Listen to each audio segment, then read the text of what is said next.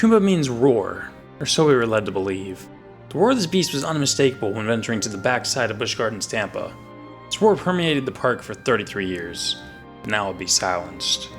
My name is Brandon, and Busch Gardens Tampa has been my home park for my entire life. Life without Kumba is hard to imagine, but I think greater things are on the horizon. Kumba was a sit-down multi-looper that solidified B&M's status as the kings of the industry. The B&Ms of the 90s were a completely different breed from their boring and mild coasters built in the 2010s. Kumba might have been the ultimate example of the raw intensity of these earlier B&Ms. The layout was unrelenting, with highlights being the vertical loop, L roll, and ending helix. Positives were sustained and the ride was glass smooth compared to the aero loopers of the time. This ride put Busch Gardens Tampa on the map in a big way. Kumba's luster wouldn't last long though. In 1996, Busch Gardens built another 7-inversion B&M named Montu. This made Kumba feel less unique at the park. 2005 saw North America's first dive coaster with Sheikra. This ride outdid Kumba at being a spectacle for spectators. 2011 brought us launches with Cheetah Hunt.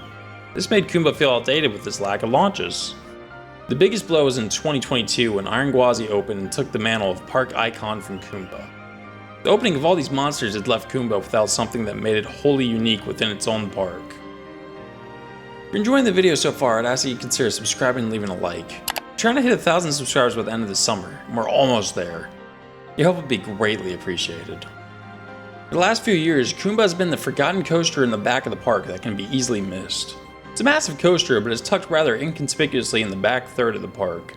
The ride's age, mixed with the massive distance from the park entrance, has led to this ride perpetually being a walk-on. It had gotten a bit rough in its old age, and many would come off it with a headache.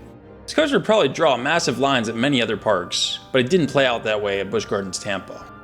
Kumba was a sort of reliable Iron Man for the park, seemingly always being open and having a short line. In 2026, however, this was not really the case. The ride was often down, and even on days it was open, it would have a delayed opening and an early closing. One-train ops were becoming more common, and yet there was still no line. This variability with the ride's availability lasted through the year until July 14th, 2026, when the park posted this announcement.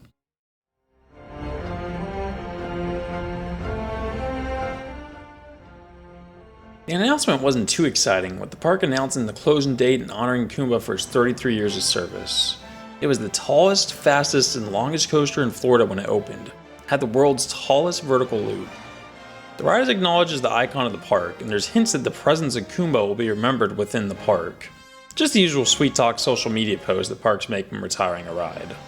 It makes some mention of raising the next generation coaster enthusiasts and keeping the spirit of Kumba around, whatever that means. Yeah, there's just really not much to see here except... wait. What is that?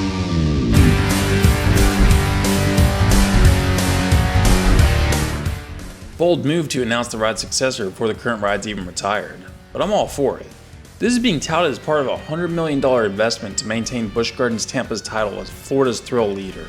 The new coaster will allow the spirit of Kumba to live on and allow the legend to grow. I know some have been critical of keeping the name for the new ride, but I personally love it. Kumba was one of the best coasters in the world when it came out, but over the years it was forgotten. Now the beast will go into hiding for a few years, but will be back for revenge. It will once again claim its spot as one of the best in the world, and challenge Gwazi for the status of park icon.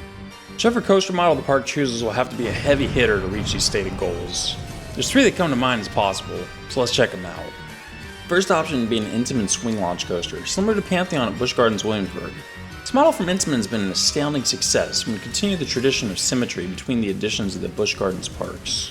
It would provide the more intense launches people were hoping for when Cheetah Hunt was being built, and be a big hit with all park goers.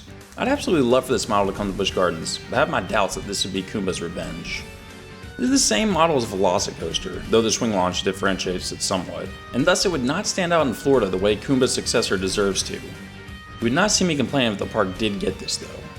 Option 2 is a Mach Striker coaster. This feels like a great option because of the flexibility of the model. The park can mix launches with inversions and even do a large vertical loop over the track in homage to Kumba. Voltron showed that this model has the ability to compete with the best models on the market, and feel like nothing else in the US. This would be a tremendous addition to the park and would surely attract a lot of attention. Mach's been killing it lately, and I think this would be a slam dunk addition. There is, however, one more option. I strongly believe this will be what the park receives.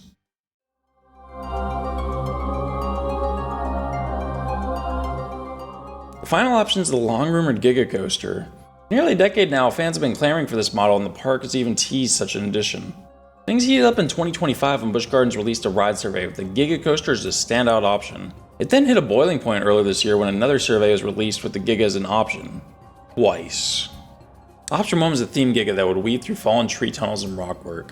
Option 2 did not appear to be themed, but had the wild distinction of being the tallest and fastest continuous circuit coaster in the US. Assuming the coaster would eclipse the mighty Fury 325. Safe to say this model has to be in strong consideration with the park's repeatedly requested feedback on interest for this model. Looking past the hype, this model is the absolute perfect addition for the Busch Gardens Tampa lineup. The park does not have a non-inverting thrill coaster and also has no floater airtime among its lineup. Everything currently in the park is an intensity machine that tries to launch you out of your seat. And Cheetah Hunt.